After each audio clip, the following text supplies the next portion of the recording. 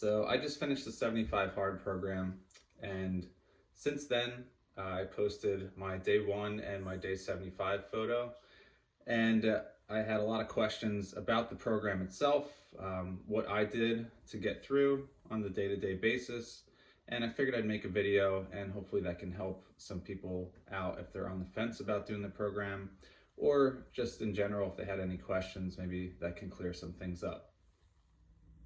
All right, so the reason why I decided to do this, I guess coming off of the holidays, November and December, I kind of let my fitness and my health slip off for me. I kind of fell off the wagon with my routine. I didn't really feel like working out the way that I was. I own a CrossFit gym too, so working out and being healthy is part of my lifestyle, and I definitely derailed a little while. So I was drinking a lot for me, a couple days out of the week.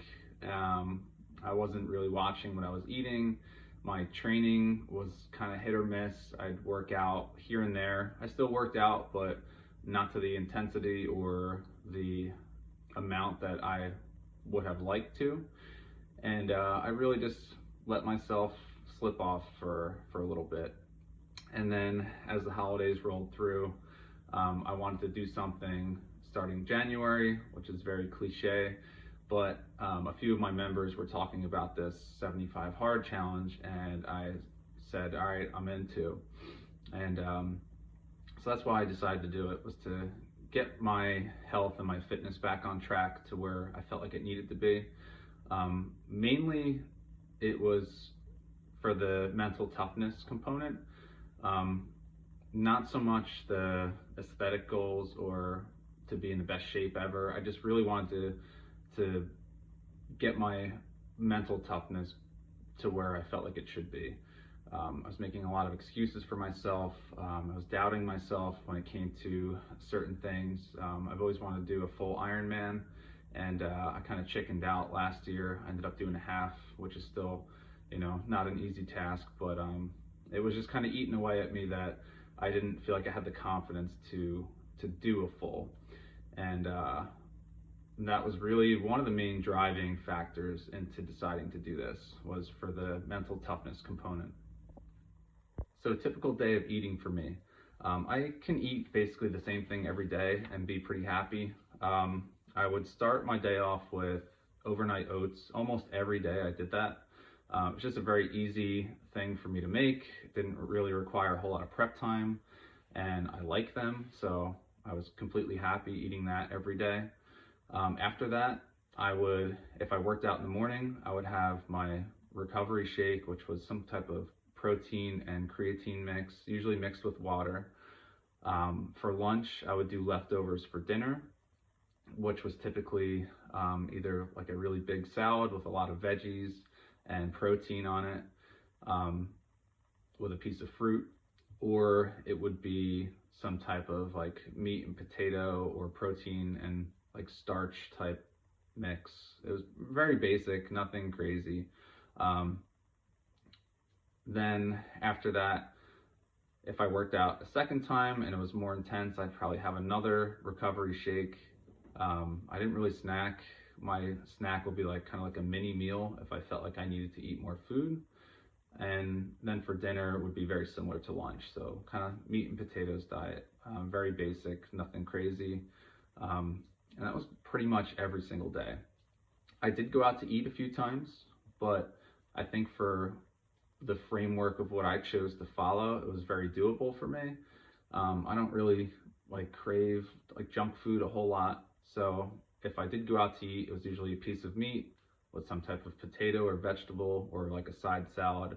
The only time I had to have like a really crappy meal was when we went to this Italian restaurant slash pizzeria, and there was really nothing I can have there. Everything was like fried and pizza and just junk garbage, and I knew that wasn't gonna fit. So that was the only time I had a crappy meal, and I ordered their salad thinking that there'd be something on it, and it was literally just like a plate of lettuce, and it sucked. That was the only really crappy meal that I had. Everything else was pretty easy to stick with. So for my workouts, I own a CrossFit gym, so I had access to all the equipment that I would need, which is very basic. I typically did a CrossFit workout or a functional fitness type workout um, every day. That was usually my inside workout. My outside workout was typically walking my dogs. Um, I started this in January in New Jersey, and day one we had like 1.5 feet of snow on the ground, and it was like 20 degrees and windy. So most of my outside workouts in the beginning were just taking the dogs for a 45-minute walk. Um, some days, if it wasn't too miserable outside, I would bring a kettlebell outside. I have a pull-up bar in my backyard, so I would kind of make up some type of circuit if I didn't feel like walking for 45 minutes around my neighborhood. Some days I would throw on a vest and walk with the vest. Sometimes I'd run, sometimes I'd ride my bike. But for the most part, I would say my outdoor workouts were long walks with my pups. So they definitely got in better shape during this too. And now that it's over, every time I walk them, they think that they're going for like this 45-minute marathon walk. So they got spoiled for sure. But what I like about 75 Hard is that he doesn't say you have to do any specific type of working out. You don't have to do weights and then cardio outside. So you can really meet this program where you're at with your fitness. So if you haven't worked out in a long time, you can start by just doing 2 45-minute walks. It doesn't have to be anything crazy, which is what I like about this. Some days when I felt like a beast, I would work out really hard in my inside workout, and I'd do a really hard outside workout. Days where I felt really beat up, my 2 workouts would be walking the dogs, and then I'd do like a stretching or a yoga video inside for 45 minutes. Usually that was like once a week, and then towards the end it was like once every other week where I would feel really beat up. But again, just be smart. If you haven't worked out, don't go balls to the wall on day one and bury yourself. Just make it something that you can see yourself doing every day. Reading 10 pages every single day. If you're not a reader, that sounds not too bad. I didn't think it sounded that bad, like difficult to read 10 pages. And it really wasn't. I haven't read 5 books in 5 years, and during this challenge I read 5 books in 75 days. Not tooting my own horn, I'm just saying that you can develop new habits within this program, and I was really happy that that I developed that habit of reading every day. It felt relaxing. I would do it at night, so I would get on the floor, I'd stretch at the same time that I would read, and every like 1 or 2 pages I would just switch positions. So I'd make sure it was like a passive stretch where I wasn't super active and I could still focus my attention on my reading. But it just helped set me up for my nighttime routine. When I was done reading, then I would head to bed and I would get a pretty good night's sleep most of the time. Sleep is something I struggle with. My mind tends to race at night, and the reading definitely helped relax me, and I felt like I can fall asleep a lot easier throughout this challenge. So as far as what books I read, I started out with The Way of the Seal by Mark Divine. After I finished that, I borrowed the 75 Hard book by Andy Frisellas from one of my members who told me about the challenge. Great book. I would definitely recommend reading it to get a better insight on why the rules are the way they are. After that, I picked up Spartan Up by Joe DeSena, who's the founder of the Spartan Race. Also a very great book. I'd highly recommend all 3 of those. Then my 4th book, I started the 4-Hour Work Week. I couldn't get into it. Just wasn't really my cup of tea. And I don't know, I didn't like it. And then the last book that I read was Unbeatable Mind by Mark Divine. And I'm really happy I ended on that one. I started with a book by him and I ended with a book by him. He's somebody I look up to a lot as far as how he communicates and portrays himself as like leading from the front. I really like his concepts on certain things, and it really helped keep me focused on the tasks that I had to do every single day to get through the 75 hard. So I would definitely recommend checking out his books. So the progress photo, I know that can be kind of awkward. I feel awkward right now just talking to my phone while my dogs are just sitting there judging me. Not really, but it can be uncomfortable taking a photo of yourself half naked every day, but you don't have to show that to anybody. That can be just for you. You can look back on your day 1, your day 25, your day whatever you're on, and look at the change that happens. I think the main reason that that's part of one of the daily tasks is because it's so easy to do and it's so easy to forget. And also, doing something every single day, when you look back on where you started, even though you're your own worst judge when it comes to how your body looks, or you're your own worst critic, but when you look back at your day 1 and your day 75, you will change. Like it's going to happen. Whether it's something subtle, you will notice it though. I was shocked when I look back at my day 1 and my day 75, and I was surprised. I really was, and I was proud of what I accomplished, and I did share it. I wasn't going to, but I figured, what the hell, why not? It's something I'm proud of. But again, that can be just for you. You don't have to share that with anybody. Also, with the progress photo, one thing that I got into the habit early of is getting that done first thing. So as soon as I'd wake up, I would stumble into the bathroom, pull my shirt off, take my quick photo, and then continue throughout my day. But there's something about having that first easy task checked off that sets you up to feel successful for the rest of your day. So try to get into the habit of taking that photo first thing.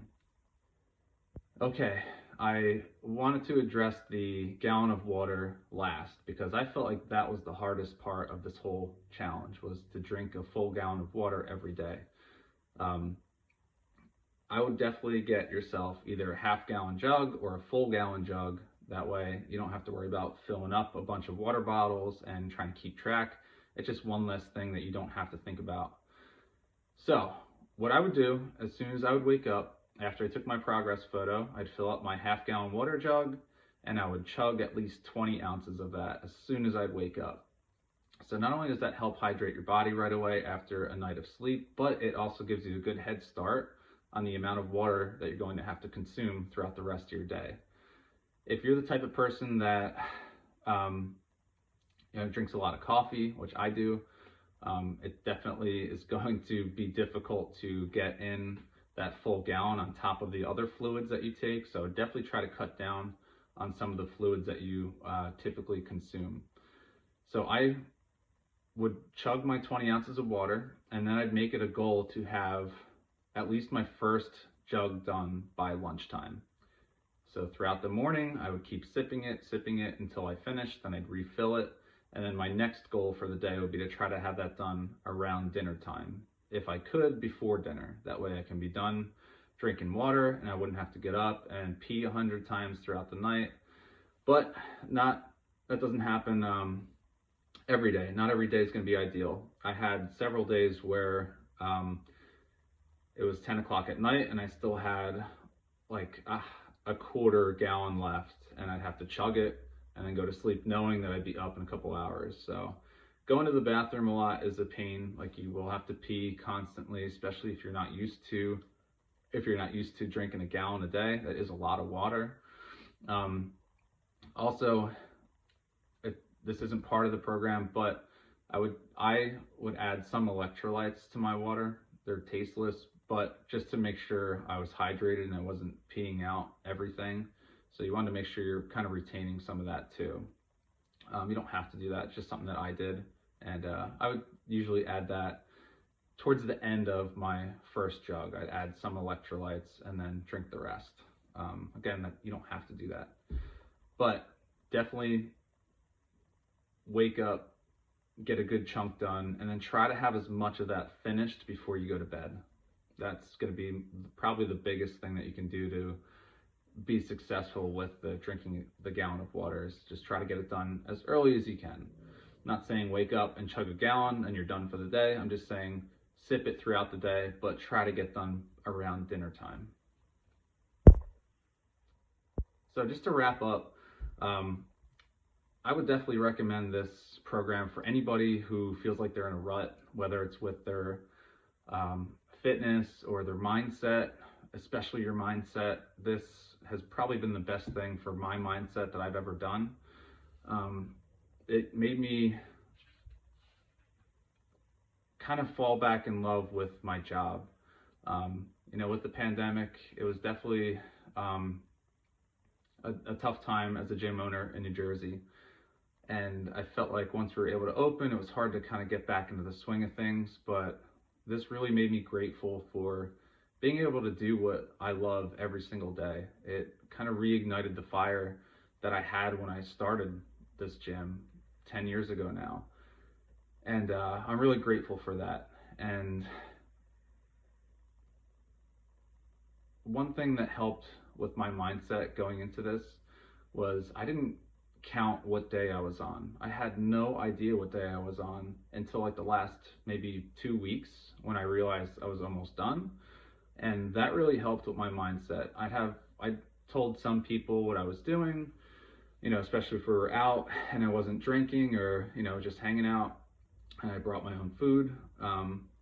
So they would ask, oh, what day are you on? And I honest to God have no idea what day I was on because I wasn't really counting. I wasn't counting the days. I was trying to go into this challenge with the mindset of making the days count, not counting the days. And that was one of the biggest things that helped me get through the 75 days. When I started to count the days at the end, those were literally the hardest days of the program because I was counting and I knew like, all right, I've got this many days left. And when you're so close to something, you don't want to slip up, but that was the only time that I really wanted it to be over. I had a few tough days for sure where I had some cravings for things that, I couldn't have, otherwise I'd have to start over, and that just wasn't worth it for me. It wasn't an option to start over. Once I committed to doing this, I did not want to have to reset. So going into it with that mindset of making the days count, I think is one of the biggest benefits for me anyway of getting through this, and having a good mindset on why I was doing it. When I would have those tough days where I'd have to do my workout at 11:30 at night because I didn't get it done earlier, I didn't want to go to bed knowing that I decided not to do it. And in my mind, that's a decision to quit. And I didn't want to quit. I've quit on a lot of things in my life, and this was my chance in my mind, to redeem myself for those things and to commit to being disciplined every day, even if I didn't want to do something. Motivation comes and goes, but discipline lasts. So on those days where you don't feel like doing it, just remember why you decided to do it in the first place, and vision who you see yourself at the end of this, like who you see yourself becoming as you transform throughout the challenge. I know it sounds kind of silly, but that's what I thought about when I had those tough days. So if you're on the fence and you're not sure if you want to do this, there's never going to seem like there's a right time. There's always going to be a holiday or a birthday or a party or something. You don't have to miss out. You can still be a part of life and be disciplined. So again, don't count the days, make the days count, and the stars are never going to be aligned. So if you're on the fence, just pick a day and start. That's going to be my best advice to give you guys. So I hope that helped. I hope sharing my experience with this can maybe give you one takeaway, whether that's with your workouts or with your nutrition or reading, anything. Even if you don't do this, if you can take away one thing, then I feel like this video was worth it for me. So again, if you have any questions, reach out. I'm here to help.